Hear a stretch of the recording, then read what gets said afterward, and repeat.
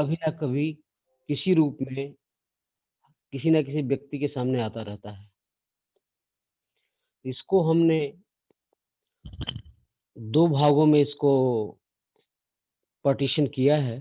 पहला है एक प्रेज़ेंट लाइफ़ जो वर्तमान जीवन हम जी रहे हैं, कि डर यहाँ पर है या हमारी कोई पास्ट लाइफ़ है,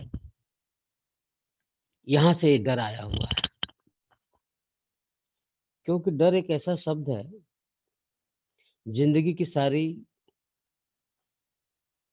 सारे प्रगति के मार्ग को रोक देता है और आदमी हमेशा दबा रहता है, डरा रहता है, सहमा रहता है। तो इसके कुछ पहलू पे आज विचार हम कर रहे हैं। सबसे बड़ा फ़ियर देखिए एक आया था। मेरी आवाज़ क्लियर है sir? Hello? Yes, yes, clear है, एकदम क्लियर है। ओ ओके सर, वेरी नाइस। पहले आप अपना एक थोड़ा-सा एक शॉर्ट इंट्रोड्यूस दे देते हैं ना सबको। हाँ, सर मेरा नाम अरविंद कुमार राय है और मेरी जर्नी बहुत ही शॉर्ट है, 1 साल की है स्पिरिचुअल लाइफ़ की और इसमें जो है कई रास्ते से होते हुए स्वतः बाय डिफ़ॉल्ट ऑटोमैटिकली जो है मैं पीएसएसएम से आके जुड़ गया। तो इसमें हमारी जर्नी भी बहुत ही शॉर्ट है, जेटीटीपी 2 में था मैं, जेटीटीपी 3 में सुपर एडमिन हुआ। इसके बाद अभी महिला महाध्यान चक्र में 11 डेज़ कंप्लीट करके आया हूँ। तो इस जर्नी में इतनी चीज़ें अनुभूति हुई हैं, इतना अनुभूति हुई है, जिसको आज बयान करने में मुझे कोई दिक्कत नहीं है। अभी महिला ध्यान महाचक्रम से आने के बाद जो है, अभी मैं स्टेबल नहीं हो पाया। Stable in a sense energy का इतना इन्फ्लो था, पिरामिड में बैठने के बाद या 3 घंटे पत्री साहब के साथ डायस पे बैठने के बाद, शरीर इतना लेथार्जिक हो जा रहा था, इमीडिएटली बॉडी रेस्ट माँगता था। तो जाके हमें तत्काल या तो सोना पड़ता था, रिलैक्स करना पड़ता था, इवन बाथ लेना पड़ता था। और यहाँ आने के बाद ध्यान को कंसंट्रेट करने में, विचारों को रोकने में अब 1 मिनट भी नहीं लगता है। जैसे ही हम इनवाइट करते हैं मास्टर्स को और मेडिटेशन में बैठ रहे हैं, एनर्जी का इनफ्लो तुरंत ही स्टार्ट हो जा रहा है और तुरंत ध्यान लग जा रहा है। तो इस जगत में आने का सबसे बड़ा बेनिफिट तो यही हुआ है कि हमको अपनी एक भौतिक ऊर्जा है, एक एस्ट्रल एनर्जी है, इन दोनों को बैलेंस करके कैसे आगे का जीवन, आध्यात्मिक जीवन शुरू किया जाए, ये सीख मिल रही है। तो मेरा यही छोटा-सा परिचय है और यह टॉपिक जो है हमारे किसी मास्टर के द्वारा लिया गया था।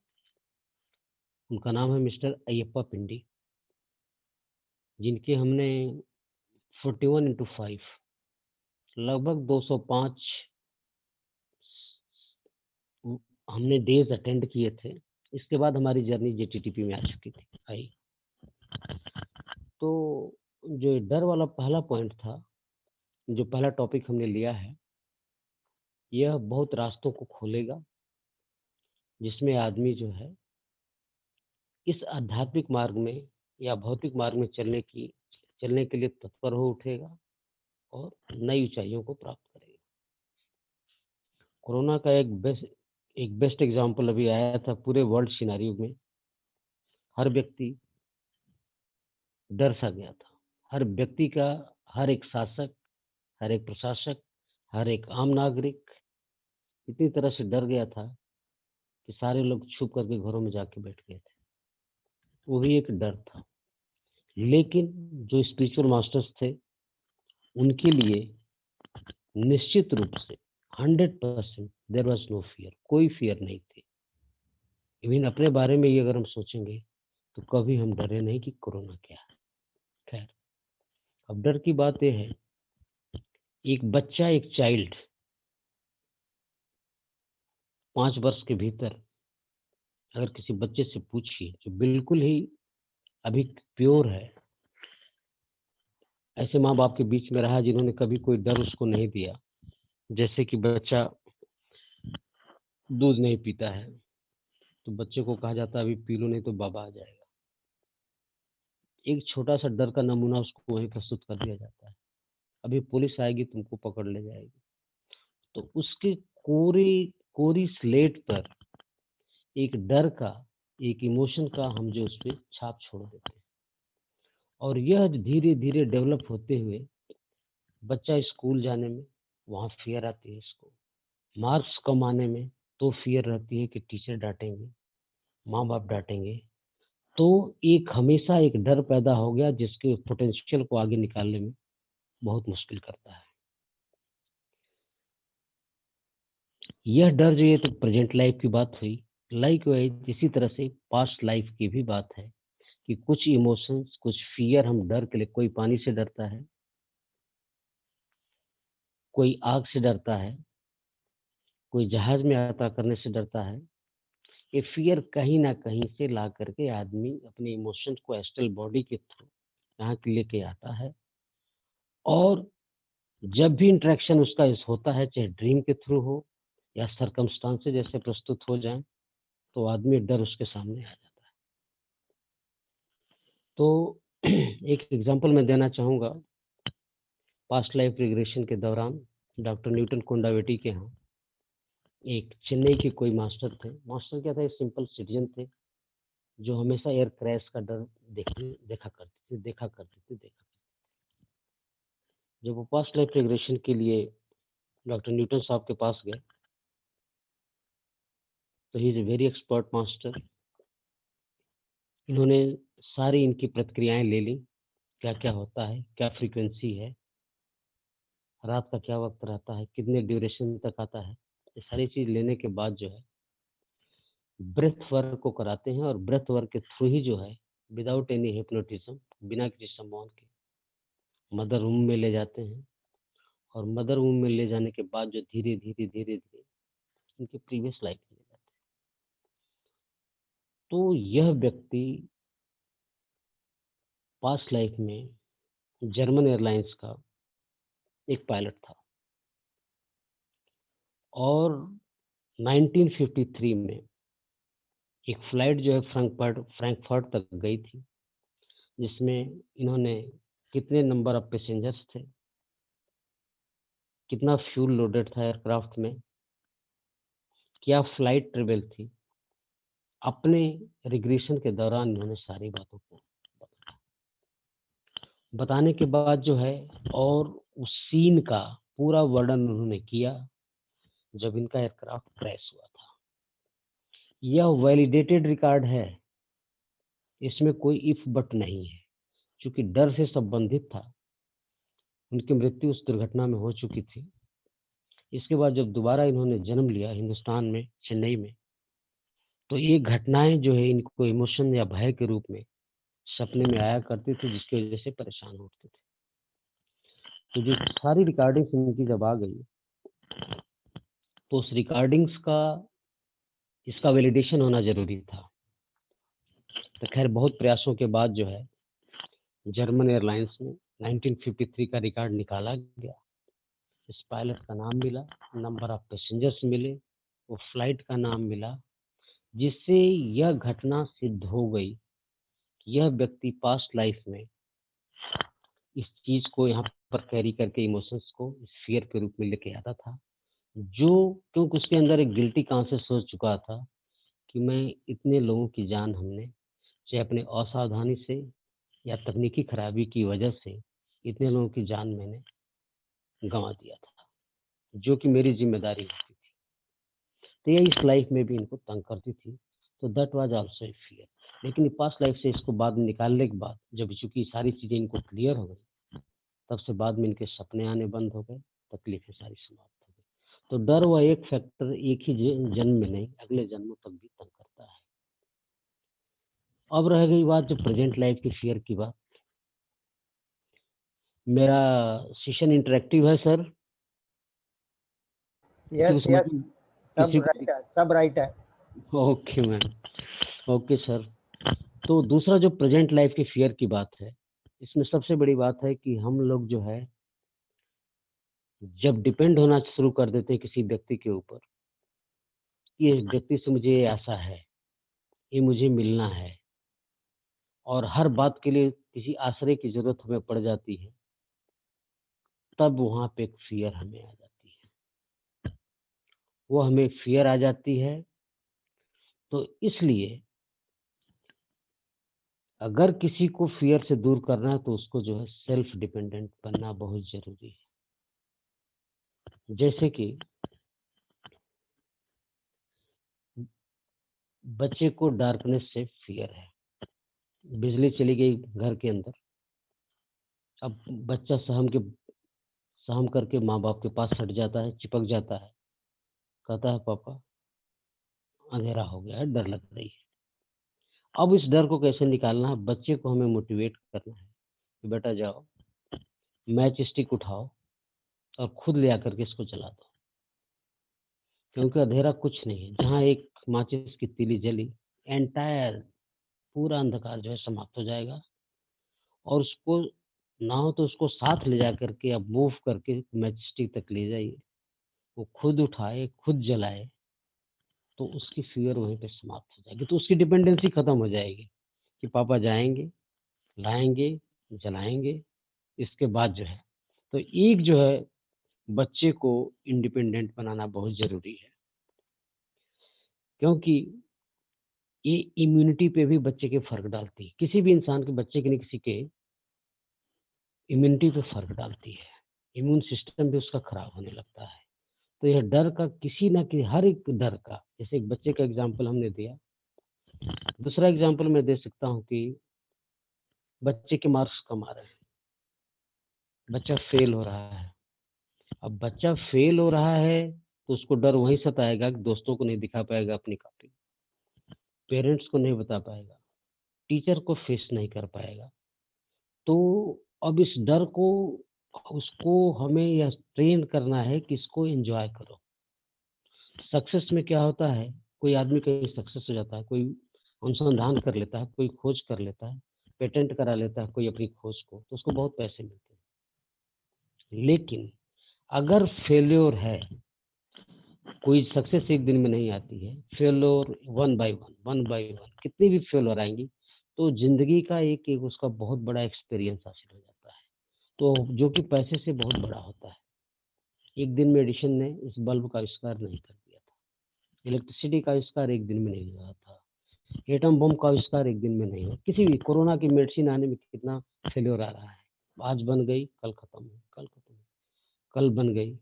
ऐसा कहीं कुछ नहीं हो रहा है। लेकिन कहने का मतलब जो फेल्योर है, फेल्योर ही सक्सेस का मेन रूट है।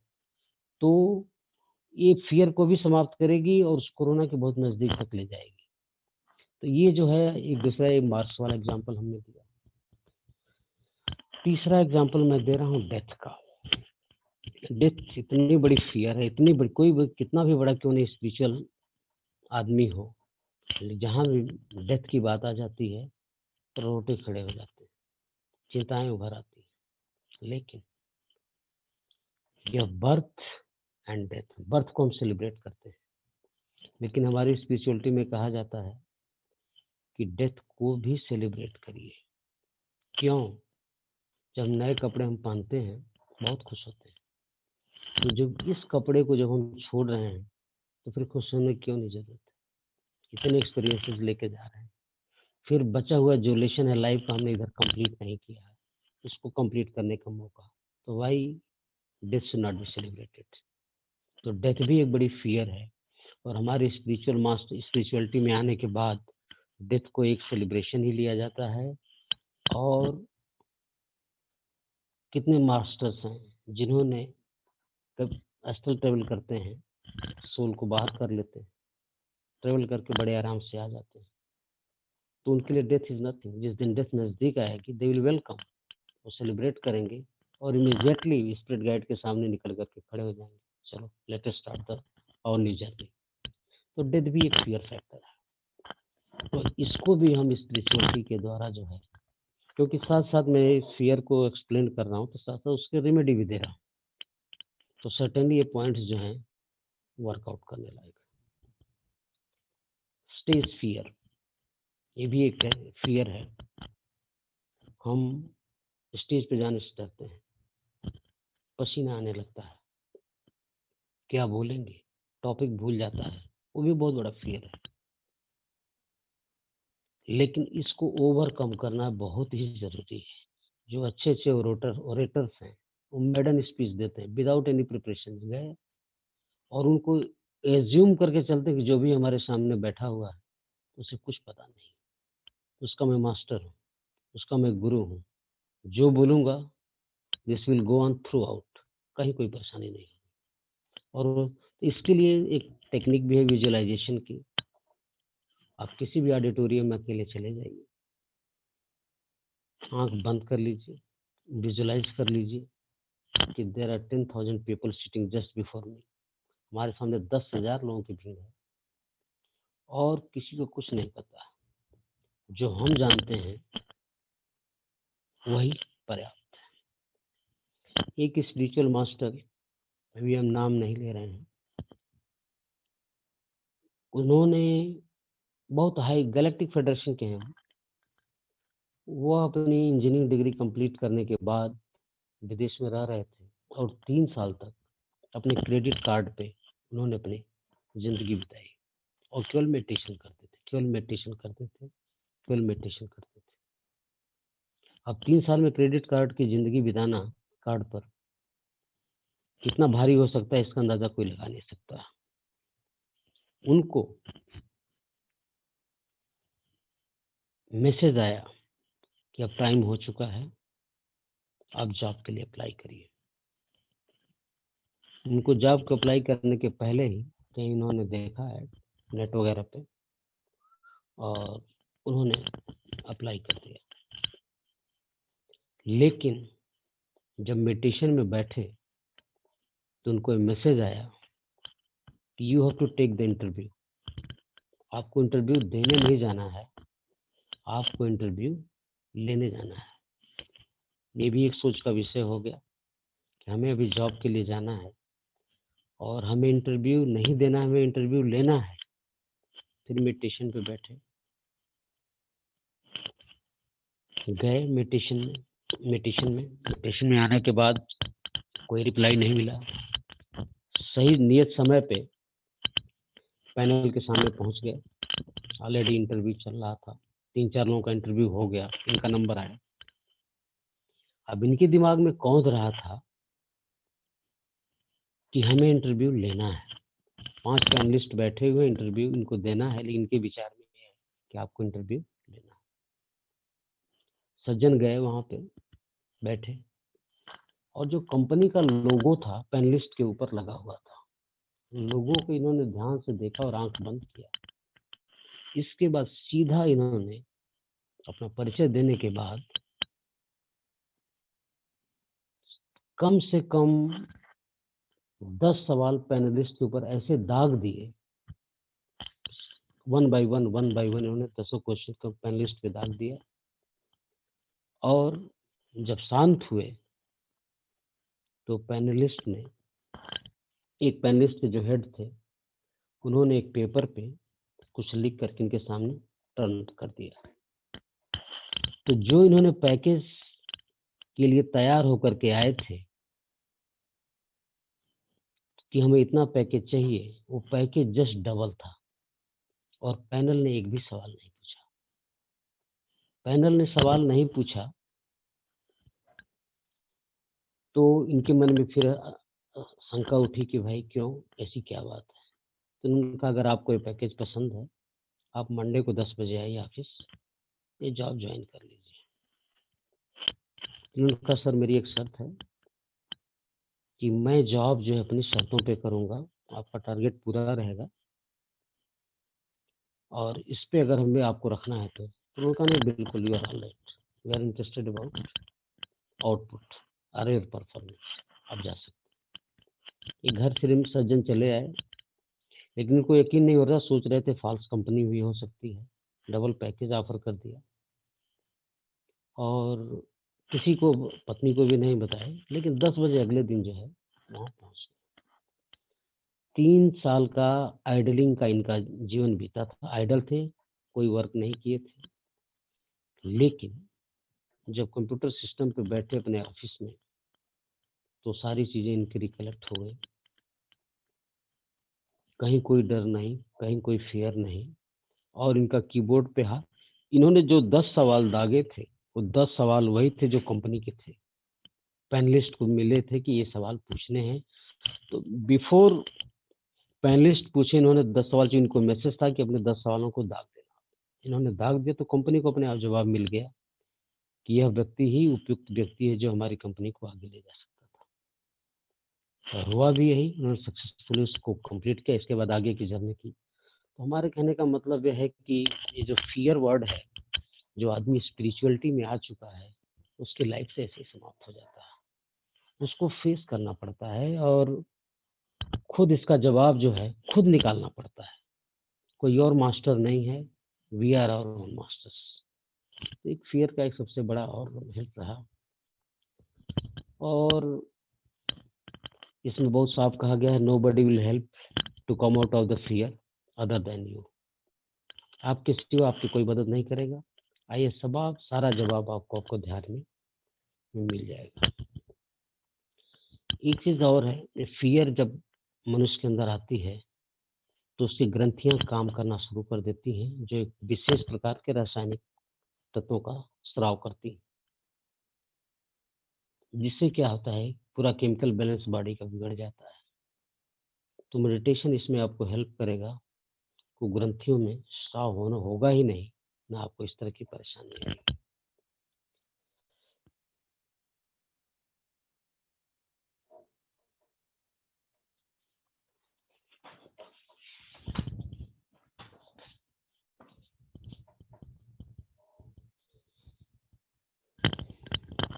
एक फियर आती है एक प्रेतात्मा की।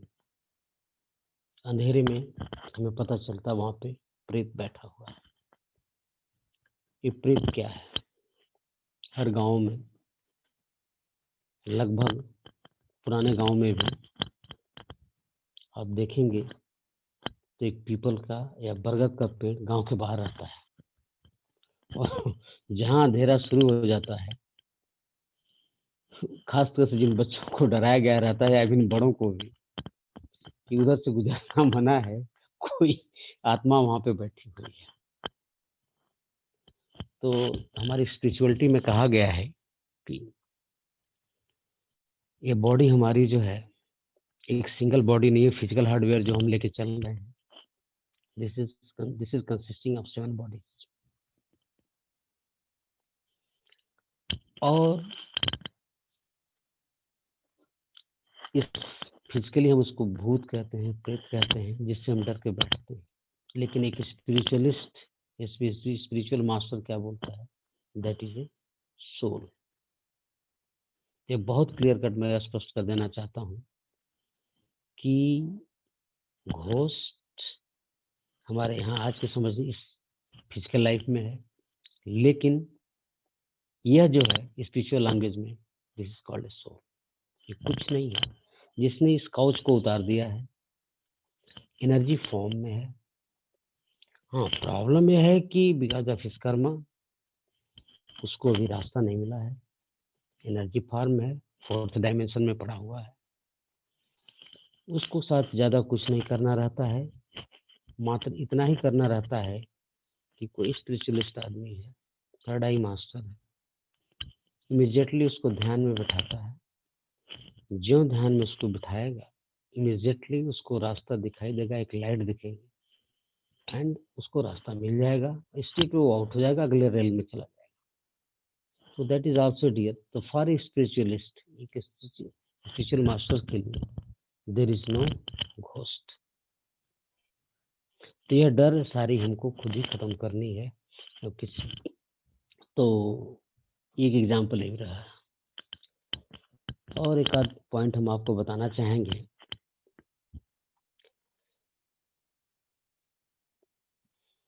कि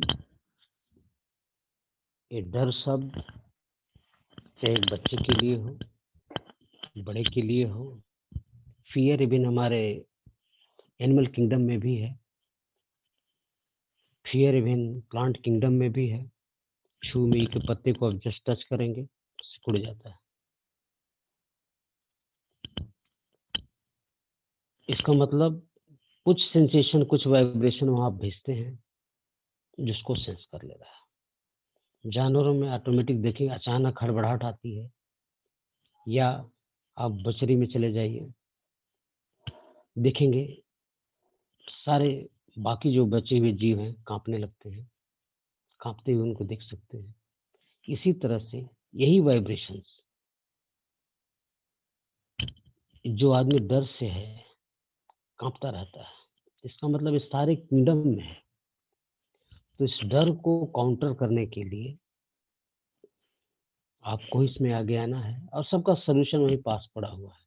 लेकिन चूंकि बर्थ पीरियड से ही ये चीजें हमारे ह्यूमन किंगडम में डाल दी जाती हैं, भय दिखा दिया जाता है, तो यही उसके सबकॉन्शियस माइंड में जा करके लिख दी जाती है। और जैसे जैसे हालात पैदा होते हैं, सबकॉन्शियस माइंड से बाहर आती है, और जबकि सबकॉन्शियस माइंड का हिस्सा 90% होता है, just like a cash in a computer machine, हमारा एक कॉन्शियस माइंड होता है 5-10%, फटाफट फटाफट फिक्स करता है और आदमी को उस स्थिति में ला देता है।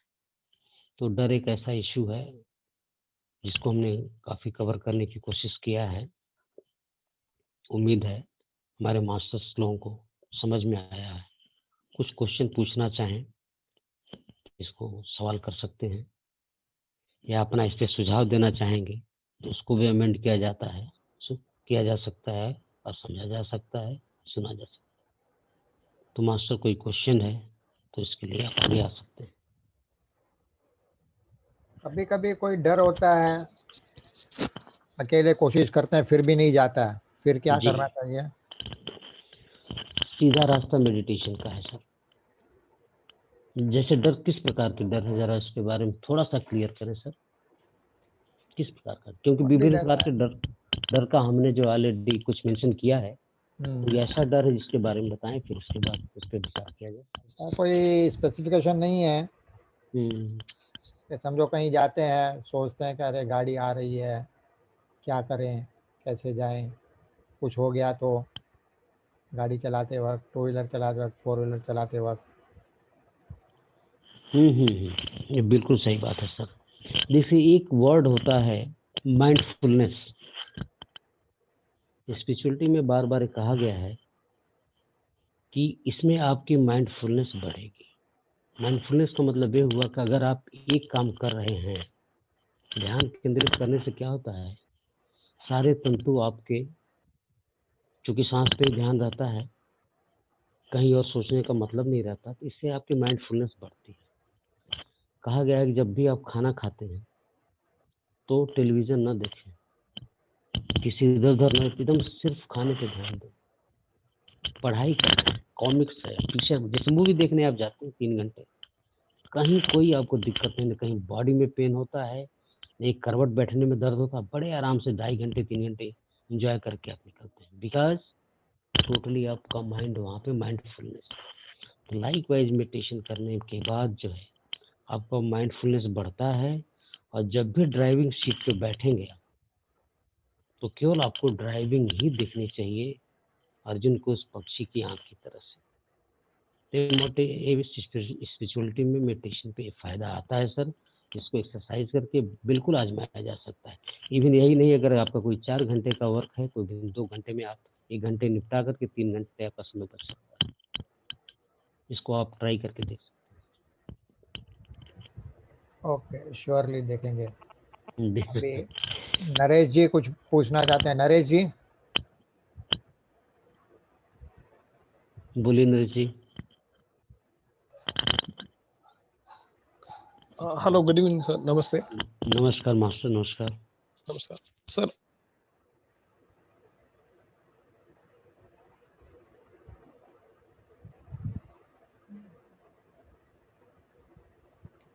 हाँ तो बोलिए। हाँ, तो उस वो समझना था कि हम लोग अपने आप को भी बोलते हैं कि हम आत्मा है, तो वो डिफरेंशिएशन वो समझाएंगे, क्लैरिटी दे सकते हैं कि हम, आपने जैसे बोला कि घोस्ट जो होता है जिसको बॉडी नहीं है वो आत्मा है, तो हम जैसे स्पिरिचुअलिटी में आते हैं तो बोलते हैं कि हम लोग आत्मा है, इंसान नहीं है, या गॉड बोलते हैं या मास्टर्स बोलते हैं, तो वो थोड़ा कंफ्यूजन हो गया है।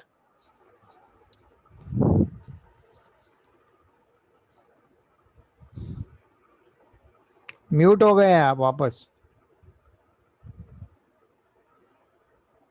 अभी ठीक है सर? हाँ अभी ठीक है। हाँ, जीजा मैंने जी बताया। अभी अभी रुकिए, 1 मिनट रुकिए, बीच में कोई नहीं बोलेंगे, इनको बोलने दीजिए। हाँ, मिस्टर नरेश जी, ये बॉडीज जो डिफिनेशन दी गई है स्पिरिचुअलिटी में, ये सिंगल बॉडी नहीं है। हम जो है 7 बॉडी से कवर्ड हैं। ये जो फिजिकल बॉडी हम आप देख रहे हैं, टोटली एक वस्त्र जैसा है, या कंप्यूटर के हार्डवेयर या व्हीकल के जैसा है। इसका एग्जांपल आप ऐसे ले सकते हैं कि कोई भी मशीन है, इंजन है, मैकेनिकल इंजन है, आप देखते हैं कि उसमें फ्यूल डाला जाता है।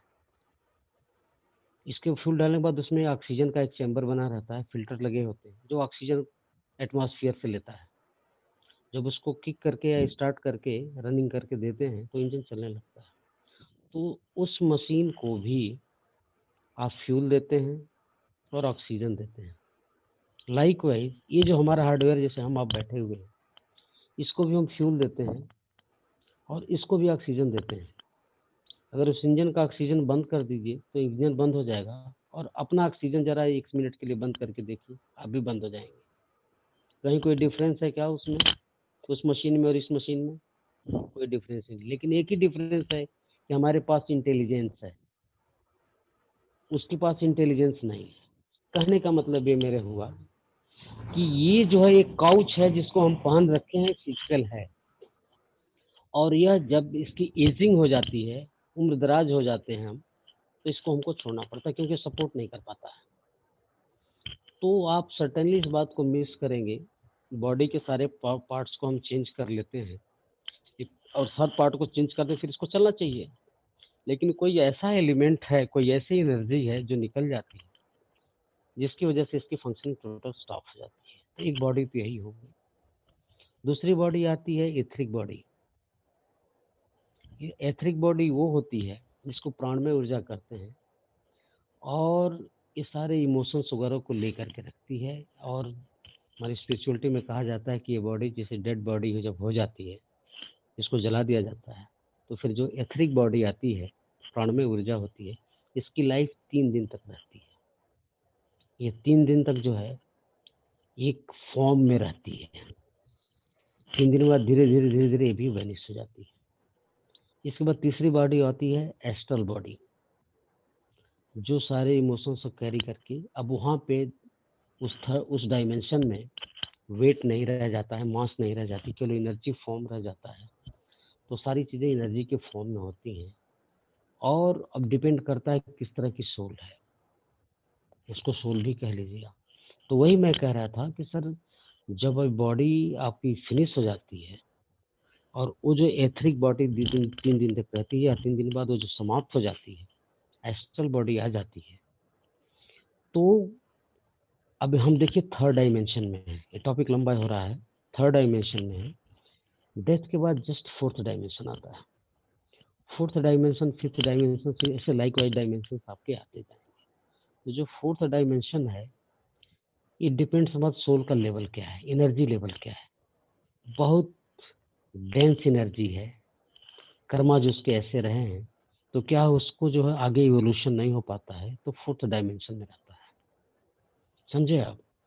तो इसलिए जो है, जब ध्यान करके सीनियर एस्ट्रल मास्टर्स या सीनियर पिरामिड मास्टर्स जो भी हैं, उनके 3rd आई मास्टर्स हैं, जब उनको कांटेक्ट में वो आ जाते हैं, जैसे हमारे यहाँ एक मैडम थी, आशा गुप्ता मैडम, कभी आपका चर्चा आएगी, तो जल्दी इन्होंने अपने एक सेशन में बताया कि जब भी एम्स दिल्ली हो जाती हैं, लेकिन 400 to 500 सोल्स उनके पीछे आ जाती हैं, कि भाई, क्योंकि उनको इनके अंदर कोई लाइट नजर आती है। हमारे पास सामने से कोई हाई एनर्जी का जब आदमी आता है, तो हम खुद ही उससे अट्रैक्ट हो जाते हैं। लाइट और जो सोल्स भी अट्रैक्ट हो जाती हैं, और उनको क्या करना पड़ता है? कुछ नहीं करना पड़ता, उनको केवल ध्यान में बिठाना पड़ता है। बोलता है, भैया तुम फिजिकल बॉडी का मोह छोड़ दो, ये समाप्त हो चुका है, अब तो तुम्हारी एथरिक बॉडी भी समाप्त होगी, नाउ एस्ट्रली अब रास्ता देखो। तो उनको लाइट एनर्जी टनल में दिखाई देती है, और सीधे खटाखट खटाखट खटाखट, कुछ ज़्यादा काम नहीं करना रहता है, वो सीधे जो अगले रेल में चली जाती है, 5th डायमेंशन में चली जाती है। उनको रास्ता फिर आगे की जर्नी उनकी स्टार्ट हो जाती है। तो कहने का मतलब ये वही है कि इसलिए बेसिकली सोल हम यहाँ रख के रखे हैं, लेकिन एक काउच के अंदर है। यहाँ काउच समाप्त हो जाता है। जब काउच समाप्त हो जाता है तो फिर वो जो है हम यहाँ पे उसको घोस्ट बोलते हैं, बट दैट इज बेसिकली हम ही हैं, कोई और नहीं है। तो उससे डरने की कोई जरूरत नहीं, वो आपका कोई हार्म करने वाला। ठीक है भाई साहब। Thank you sir. वो काफी सारे दूसरी चीजों पे क्लैरिटी मिला, पर मेरी पूछने का तरीका सही नहीं था। जैसे काफी सारे मास्टर्स बोलते हैं, काफी सारी जगह पे सुना है कि जैसे बोलते हैं I am a pure soul, I am a divine soul. Yes. तो वो मैं समझना चाह रहा था, जैसे आपने बोला कि सोल आत्मा, जो बोलते हैं कि सोल भी एक है, इंग्लिश में सोल बोलते हैं, हिंदी में आत्मा बोलते हैं, और आपने जैसे अपना एक्सप्लेनेशन दिया कि आत्मा जो होती है, मतलब जो आत्मा है जिसका फिजिकल बॉडी नहीं है, जो इस यूनिवर्स में उसका जर्नी खत्म हो गया, जीजा जी तो वो कंफ्यूजन, रुको वो मेरे को कंफ्यूजन हो रहा है कि हम अपने आप को जैसे बोलते हैं अफर्मेशन बोलते हैं अपने आप को, या खुद हेलो को रियलाइजेशन कराना है कि सोल है। तो वो सोल और जो आत्मा, वो आत्मा जो है कहने का है, समझने का है, और जो आत्मा जो आप बोले कि भूत जो आपने बोला जिसको लाइफ नहीं है, बॉडी नहीं है, हाँ बॉडी नहीं है, तो वो बॉडी नहीं। वो कैसे, वो दो चीजें अलग है कि सेम है? सेम चीज है। हाँ, यहाँ पे वो सोल जो है ह्यूमन बॉडी लेकर के लाइफ के लेसन सीख रही है, अच्छा, और वो जो जा चुकी है उसके लेसन समाप्त हो चुके हैं, उसकी जर्नी यहाँ की कंप्लीट हो चुकी, उसको दूसरे रेल में जाना है। ये डिपेंड कर रहा है कि क्या लेसन उसने सीखा। अगर सीखा तो इवॉल्व होके बहुत हायर डायमेंशन में चली जाएगी, और जिसका रास्ता भटक गया, जैसे हम चौराहे पे चले जाएं, अब हमें मालूम नहीं कि जंगल में किस रास्ते किधर जाना है, तो कोई गाइड चाहिए कि नहीं चाहिए, जो रास्ता बताएगा नहीं भाई ये रास्ता आपको लीड करेगा, जो जंगल से बाहर कर देगा। तो उनकी स्टेटस ये होती है जो फोर्थ डायमेंशन में होते हैं, जो जिनको हम घोस्ट कह लेते हैं, उनका अभी एवोल्यूशन, उनकी मुक्ति नहीं हुई है, इवॉल्व नहीं हुए। जैसे मान लीजिए कोई सुसाइड केस आ गया, उनको भेजा गया था इतने वर्षों तक आप जो है पृथ्वी पर रहेंगे, और जो आपके पास्ट लेसन से इनको कंप्लीट करना है। लेकिन जब लेसन सीखते समय इतनी मुसीबतें आई, इतनी तकलीफें आई, जिसको काउंटर नहीं कर पाए, उन्होंने आत्महत्या कर लिया या किसी का मर्डर कर दिया गया। तो ये बहुत बड़ा अभिशाप है ह्यूमन स्पिरिचुअल लाइफ में। इस चीज को यह समझना है कि जिस लेसन को आप सीखने के लिए कमिट होकर के आए थे और आपने डिफॉल्ट कर दिया, तो ये वो उस टाइप की सोल्स हैं जिनका इवोल्यूशन नहीं हो पाया है। कुछ लोग तो निर्वाण बुद्धि से बुद्धा ही आए थे कितनी लाइफ तक, और उन्होंने निर्वाण को प्राप्त कर लिया था। तो यहाँ पे हम एक लेसन सीखने आए, जो मुसीबतें हैं हमारी लाइफ प्लानिंग में ऑलरेडी प्लान्ड हैं, जिसको हम लेके आए हैं, मदर फादर हम सेलेक्ट करके आए हैं। हम जाएंगे, इन मुसीबतों में पड़ेंगे, और इससे हम उभर करके हम बाहर आएंगे। अगर बीच में आपने इंटरप्शन ले लिया, नहीं कंप्लीट कर पाएंगे, तो आपको बार बार बार बार बार बार इस यहाँ पे आना पड़ेगा। ये सारी चीजें टाइम फ्रेम वहाँ पे फिक्स रहता है। ठीक है। हाँ जी, थैंक यू। तो मतलब हम जो मेरा समझ है कि हम सोल्स हैं, बिल्कुल बिल्कुल बिल्कुल आत्मा ही है। बिल्कुल बिल्कुल बिल्कुल। अच्छा, ठीक है। It is just the definition which is there for जो लोग नहीं हैं, जिनके प्राण नहीं है, उनको उनको भी वो भी आत्मा है, पर they are not, they don't have the intellect. So the difference, हाँ, इंटेलेक्ट का मतलब यही है कि उन्होंने अपनी रिलेशंस कंप्लीट इन्होंने नहीं किया है, और इधर ही घूम रहे हैं। हाँ जी, उनका अभी इतना अटैचमेंट अपने प्रेमी जनों से है, जिन्होंने धन छोड़ दिया है, ये कर दिया है, वो कर दिया है, घूम रहे हैं, ये बाहर ही नहीं हो पाए, रिलेशन उन्होंने सीखा ही नहीं है। तो इनको जो अभी फोर्थ डायमेंशन में रहना पड़ेगा, बहुत दिनों तक रहना पड़ता है। जब वो पीरियड कंप्लीट होगा, अब देखिए ये इतनी लंबी जर्नी, इतनी बड़ी पॉपुलेशन है, और तमाम चीज़ें हैं, हमसे ज़्यादा जो है ऊपर डायमेंशन में लोग वेट कर रहे हैं यहाँ पे उम्र पाने के लिए। इतना गर्व आसानी से मिल नहीं जाता है इस धरती पे। तो जो ऑलरेडी इवॉल्व सोल्स हैं, उनका नंबर रिलेशन के लिए जो है स्पिरिट गाइड्स होते हैं, और भी मास्टर्स होते हैं। तो सारी प्लानिंग है, आकाशिक रिकॉर्ड्स वहाँ पे होते हैं, सब देखे जाते हैं। तो ये जो घोस्ट है, this is nothing but you and me only, कोई और नहीं है। अरे भाई, हमारे दादा परदादा जो थे, आजकल हमें सपने में आ रहे हैं, हमें डर लग रहा है। क्यों डर लग रहा है भाई? अब उनके पास फिजिकल बॉडी नहीं है तो क्या करेंगे, लेकिन उनकी जो है वाइब्रेशंस और एनर्जी, वो सारी चीज तो है ही है। तो इसमें डरने की कोई बात नहीं। ठीक है नरेश जी। अभी अभी थोड़ा कुछ बुक्स का स्टडी करिए आप, तमाम बुक्स हैं नहीं स्पिरिचुअल वो लाइफ की, एकदम क्लियर हो जाएगी। जी जी आपने जो बोला क्लैरिटी आई, अपने लेवल से समझ पाया। वो लीना मास्टर भी समझाते थे, थोड़ा आप जब समझा रहे थे तो थोड़ा डिफरेंट नमूने ने आपने समझाया, पर क्लैरिटी अच्छा मिला सर। चलिए थैंक यू। ठीक है, थैंक अभी यू। अभी दीपा जी क्या पूछना चाहते हैं आप? हरिओम। हरिओम हरिओम। मैं ये पूछना चाहती थी कि जैसे पास्ट का डर आपने बताया और प्रेजेंट का भी डर बताया, कुछ फ्यूचर का डर जैसे हमको जिंदगी में रहता है, मेरा फ्यूचर क्या होगा, हमारे बच्चे आगे कैसे बढ़ेंगे, बच्चों के बारे में चिंता, बिजनेस अभी लगा रहा हूँ तो आगे कैसे फलेगा, इस तरह की जिंदगी के बारे में जो हमारे फ्यूचर के डर रहते हैं, डर रहते हैं। निकलना हो तो उससे निकलने का कोई रास्ता जिससे हम बेफिक्र होकर आगे बढ़े? हम बता रहे हैं मैडम, देखिए सबसे बड़ी बात एक है, सबसे बेसिक कॉन्सेप्ट है, ये जान लीजिएगा कि आपकी एक सोल फैमिली कॉन्सेप्ट होता है हमारी स्पिरिचुअलिटी में। जो आपके भाई हैं, बहन हैं, माँ बाप हैं, मित्र हैं, रिश्तेदार हैं, एक लिमिटेड क्वांटिटी में है लोग, 100, 200, 1000, 500, ज़्यादा से ज़्यादा, इससे ज़्यादा नहीं होंगे। तो ये सोल प्लानिंग के तहत ये लोग आए हैं आपकी लाइफ में। और एक बहुत क्लियर कट आपको बात बता दूं कि एक का दूसरे से कुछ भी लेना देना नहीं। ये जो फियर हम रखें कि हमारा बच्चा क्या करेगा, हमारे बिजनेस में हम आगे बढ़ेंगे कि नहीं, कतई कोई रिलेशन नहीं है कि क्या होगा, इस बात की कोई गारंटी देगा कि क्या होगा। क्योंकि उस अब देखिए, हमने 3 बच्चे हमारे हैं, तीनों को हमने इंजीनियर बनाया और अपनी जबरदस्ती हमने बनाया। एक टीचर बन गया, एक दूसरा भी टीचर ही बन गया। इंजीनियरिंग का कोई मतलब नहीं, मैंने अपनी इच्छाओं को, अपने भावों को उसके ऊपर थोप दिया, क्योंकि उसकी जबकि लाइफ में खुला ऑप्शन होता है, हर सोल की अपनी जर्नी होती है, उसको कंप्लीट करना है।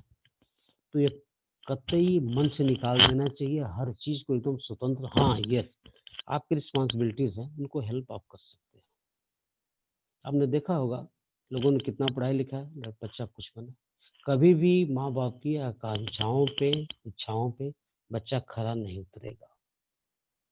बनना है उसको आर्टिस्ट, आपने बना दिया इंजीनियर, इंजीनियरिंग छोड़ करके वो आर्टिस्ट का काम करेगा, देख लीजिएगा।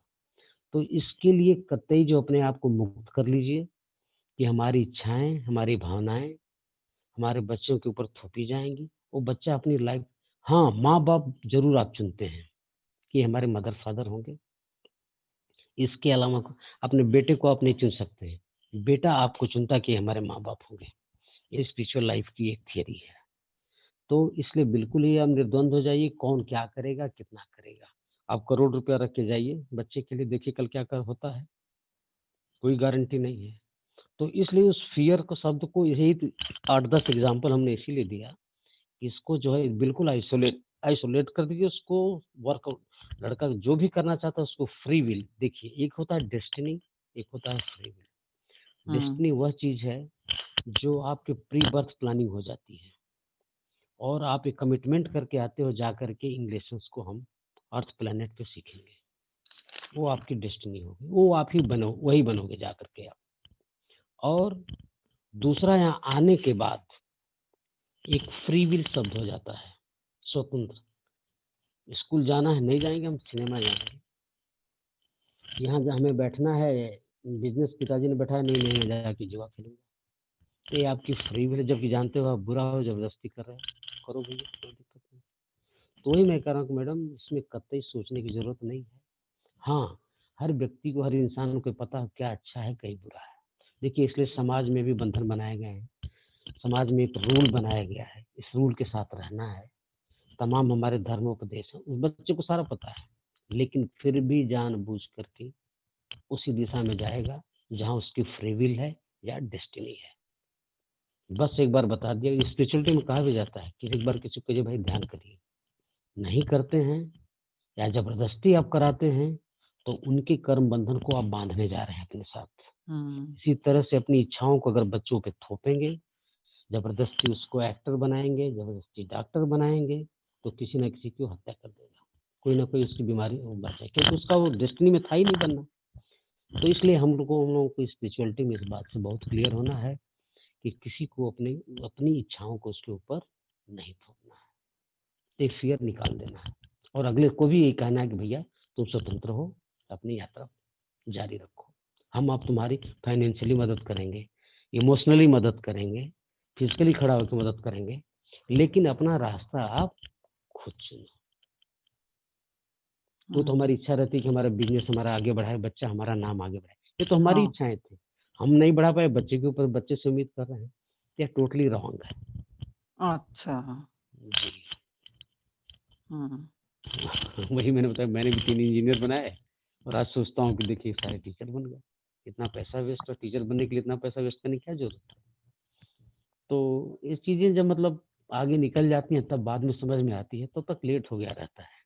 तो स्पिरिचुअलिटी में सारी चीजें जो है, और कभी कभी देखिए जब स्पिरिचुअलिटी में आप जाएंगे और जब मेडिटेशन सिंसियर करना शुरू कर देंगे, तो सारे प्रश्नों का जवाब अपने आप आने लगता है, और आपको अपने अंतरात्मा से जो आवाज निकलती है बस उसी को फॉलो करना है। कौन हंस रहा है, कौन रो रहा है, कौन चिढ़ा रहा है, कौन बुरा मान रहा है, कौन अच्छा मान रहा है, नेवर, कहीं किसी पे ध्यान नहीं देना है। जो आपकी अंतरात्मा कहती है, और उसमें भी अगर एक्सट्रीम हो जाता है, जैसे कि बहुत ऊंचाई पे या बहुत निचाई पे, वो भी हटा दीजिए। लॉर्ड बुद्धा ने कहा है आपने मिडिल पाथ ले लीजिए, मध्य मार्ग अपनाइए और जीवन यापन करिए। ठीक है। हेलो रजनी जी, आप कुछ पूछना चाहते थे? हाँ yes sir, Hariom sir. Hariom Hariom. आपका टॉक बहुत अच्छा था, बहुत इंफॉर्मेटिव भी था, लेकिन सर ने पूछा, आपने कहा meditation, you have to increase meditation, और तो भी मैं पूछ रही हूँ, मेरी बच्चियां दोनों have got a vehicles, they are fond of going with the vehicles. जब भी आप गाड़ी में लॉन्ग जर्नी जाते हैं तो मुझे बहुत बहुत डर लगता है। बच्चे जाते हैं तो आपको डर लगता है? हाँ, क्या होता है, सुनते नहीं, ड्राइवर को लेके जाओ तो नहीं। ना कोई दिक्कत नहीं मैडम, कोई दिक्कत नहीं। मैंने बताया ना, जब माइंडफुलनेस आ जाएगी, इसमें वही मैंने कहा कि जो व्यक्ति काम कर रहा है मेडिटेशन में है, तो उसके अंदर इतनी माइंडफुलनेस आ जाएगी, अगर पढ़ाई कर रहा है तो पढ़ाई ही करेगा, खाना खा रहा है तो खाना खाएगा और अखबार पढ़ेगा, दोनों काम नहीं करेगा। अगर पढ़ता है तो करता है तो गलत काम करता है। खाना खाते समय अगर बात करता है और खाना खा रहा है तो भी गलत करता है। खाना खा रहे भैया, प्रेम से खाना खाओ, उसके टेस्ट को एंजॉय करो, हैं, उसमें कुछ कमी सोचो, बहुत अच्छा खाना मिला, उसकी कमियों को ना देखो, तो ये माइंडफुलनेस आपको आ जाएगी। और डरना बिल्कुल नहीं, कहीं कुछ नहीं होने वाला है, क्योंकि सबकी डेस्टिनी अलग है, सब नियत है। हाँ, वो अपने confidence, we can wish them to get a good health and good wealth, या गुड एनर्जी। हाँ, अच्छा वाइब्रेशन आप भेज सकते हैं कि आप सक्सेस यात्रा पूरा करो, तुम अच्छे एक ड्राइवर हो, you can drive very well, बस ऐसे मोटिवेट कर सकते हैं। लेकिन देखना नहीं ऐसा है, वहाँ पे गड़बड़ है, वहाँ मोड़ है, ध्यान दे देना, अननेसेसरी आप उसके अंदर निगेटिव एनर्जी डाल रहे हो आप। ओके, हाँ, तो ये सब सारी चीजें thank you sir, okay. Hariom Hariom.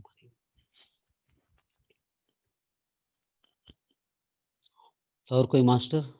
Hariom sir. Hariom ma'am. Sir, जैसे हम लोग न्यूज में अगर सुनते हैं कोई लड़की का रेप हो गया है, तो मुझे मतलब वो 2 रातें डर में उठती हूँ कभी कभी। फिर उसके बाद स्पिरिचुअल में जैसे इस सेशन में सब ज्वाइन किया है, तो वो डर चला गया है, पर कभी भी सुनती हूँ तो वो होता है। उसके लिए क्या करना है? मैडम एक बात बताऊं, फिर वही बात आती है कि आप इसमें पैसे से क्या हैं, क्या कर रहे हैं? I am a home maker. Okay. देखिए, और इसमें आप खुश भी हो, इसमें खुश हैं? हाँ जी। ओके।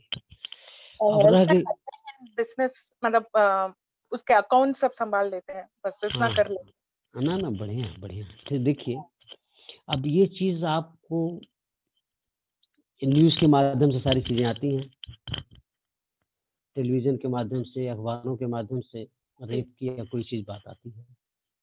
देखिए, ऐसा है इवन लॉर्ड बुद्धा भी कई जीवन में उनके साथ रेप हुआ। अच्छा। ये हाँ, कई ये जो जीवन है ये एस्टिमेट किया जाता है कि आदमी को फुल एवोल्यूशन होने में, पूरी तरह से उत्थान होने में, इसे एक आत्मा को कम से कम 1000 तक जीवन बार जन्म लेना पड़ता है, जिसमें 500 बार कोई जल्दी कर जाता है वो अलग की बात है, कोई ज्यादा लेसन सीख लेता है, 10 लाइफ 20 लाइफ इसी लाइफ में कंप्लीट कर लेता है, चाहे मेडिटेशन से, चाहे ध्यान से, चाहे स्वाध्याय से, चाहे सेवा करके, कैसे भी कर लेता है, जिसको पता चल जाता है कि भाई मुझे इवॉल्व होना है, तो उसकी कम हो जाती है लाइफ। तो उसमें 50% लाइफ आपको एज ए मेल मेंबर लेना पड़ता है और 50% लाइफ जो है फीमेल मेंबर लेना पड़ता है। 50% जन्म जो है पुरुष के रूप में, 50 जन्म स्त्री के रूप में लेना पड़ता है।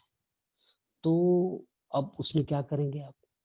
अगर पुरुष रहे हैं तो किसी न किसी जन्म में आपने रेप किया होगा, और आपकी डेथ के बाद जब आपके आकाशिक रिकॉर्ड्स निकाले जाते हैं, आपकी फाइल या फिल्म रिव्यू की जाती है, तो वहाँ पे एक जज की तरफ से बैठे रहते हैं। वहाँ आपको दिखाया जाता है you are a rapist now, now you tell me, अब बताओ कि तुम्हें क्या करना है। तो वहाँ पे आप चूंकि जज की भूमिका में रहते हैं, कहते हैं नहीं, इसको मैं खुद अब अनुभव करूंगी स्त्री के रूप में जन्म लेकर के कि हमारे साथ रेप हो, और तब में हमारा रिलेशन एक कंप्लीट होगा, और ये होना पड़ता है। तो अब रह गई बात, हम देख करके सुन करके इमोशनल हो जाएं या परेशान हो, ये भी कोई जरूरत नहीं। ये प्लानिंग थी उस महिला की कि हम जाके रिलेशन लेंगे महिला के रूप में। इसको अपने साथ लिंक मत करिए, भावनाओं को उधर मत छोड़िए, अपने वाइब्रेशन उधर मत डालिए, टेलीविजन पे ये सब खबरें मत देखिए, न्यूज़पेपर में मत देखिए, मेडिटेशन की बुक्स पढ़िए, स्वाध्याय करिए, सर्विसेज करिए। ये कोई इसको देख करके सुन करके परेशान होने की जरूरत नहीं है। आप कहेंगे मनुष्य होने के नाते आप कैसी बात कर रहे हैं, लेकिन सच्चाई यही है। ये उनकी प्लानिंग रही है जी, तो ऐसा होता है। नहीं तो रुक क्यों नहीं जाता, आप ये बताएं। हाँ वही। ये रुक क्यों नहीं जाता? इतने कठोर दंड बनाए गए हैं, तमाम चीज समाज में उसकी ना गलत निगाह से देखा जाता है, उसको सजा दी जाती है, लेकिन बंद क्यों नहीं होता? ये चीजें होनी ही होनी है। तो हाँ, जो इवॉल्व कर रहा है अपने सोल को सेल्फ लर्निंग के द्वारा, सेल्फ प्रैक्टिस के द्वारा अपने को एवोल्यूशन उत्थान कर लेता है, उसका कल्याण हो जाता है, बात समाप्त हो जाती है। और क्या हर जगह रेप ही नहीं होते रहते? सारे परिवार, सारे समाज सब चल ही रहा है। 1 और 8 केसेस आ जाते हैं जिसको सुन करके हाईलाइट करके ये सारी चीजें होती रहती है। तो इसमें कोई परेशान होने की बात नहीं, इसको भय अपने मन से निकाल दीजिए जी। ये सब सोल प्लानिंग है। Thank you sir. Okay ma'am, okay, welcome. Madam Leena ma'am हैं क्या? हेलो।